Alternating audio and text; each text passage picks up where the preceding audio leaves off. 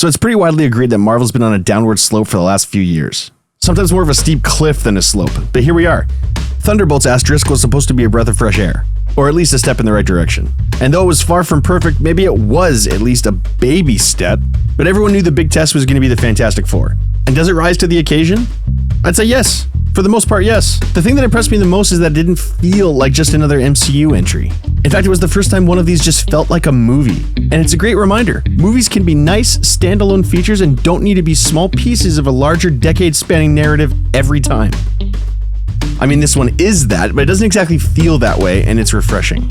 The nods to the larger story are minimal. It's like they trust people to know what they're up to if they want to, but you can always just enjoy the film for its own sake.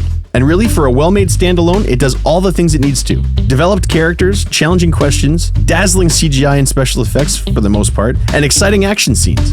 Actually, I haven't found an MCU action scene gripping in years. And there was a moment or two in this where I actually found myself really caring about how this was going to go. It was nice. And as I said, there's some really impressive visuals to be enjoyed here. Not all of them. There are definitely some head-tilting standouts that make me think, really? Fans of the Twilight series will know what I mean, but more often than not, I was impressed. They forego the obligatory origin story by giving us a brief montage at the beginning, and boy, is that a welcome change of pace, getting into the meat of the story almost right away.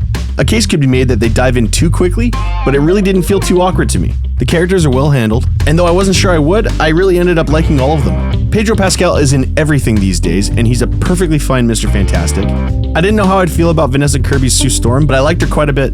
I thought Ebon Moss-Backrack was an odd choice for Ben Grimm, but I really liked him too, and Joseph Quinn hit the spot as Johnny Storm. He was the biggest concern of mine. I can't look at him without seeing his character from Gladiator 2, but a few scenes in, I was able to forget all about that utter mess of a dumpster fire and enjoy this movie for what it is. They really feel like a closely knit family sort of vibe, and it serves the movie well. The trailers point to some of this, but they really don't give too much away.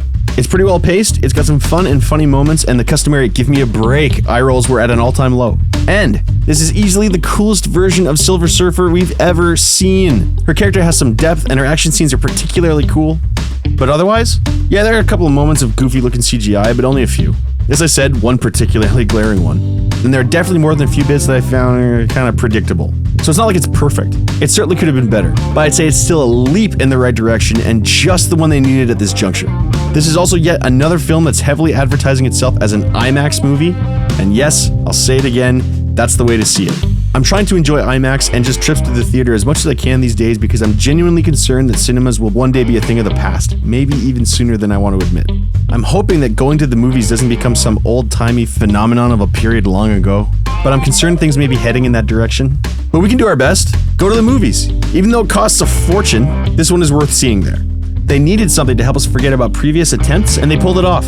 It's a much-needed injection of fresh content, which makes me wonder what they've got in store for these characters next. Maybe even excited. 2026 will be a real test when they bring together more characters than they ever have. This could be a greater feat than the end of the Infinity Saga, and honestly, that might be setting them up for a bigger problem once this is all done.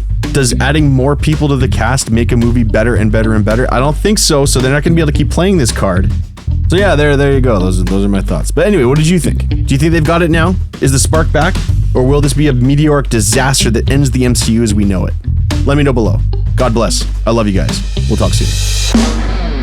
Oh, one last thing. I also kind of like the music, like that part when it goes...